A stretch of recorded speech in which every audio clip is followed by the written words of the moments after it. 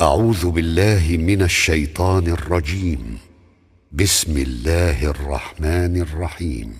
لا أقسم بهذا البلد وأنت حل بهذا البلد ووالد وما ولد لقد خلقنا الإنسان في كبد أيحسب أن لن يقدر عليه أحد يقول أهلكت مالا لبدا أيحسب أن لم يره أحد ألم نجعل له عينين ولسانا وشفتين وهديناه النجدين فلاقتحم العقبة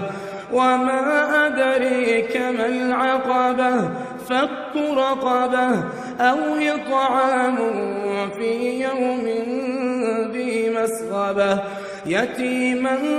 ذا مقربة أو مسكينا ذا متربة ثم كان من الذين آمنوا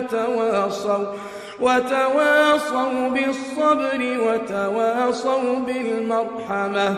أولئك أصحاب الميمنة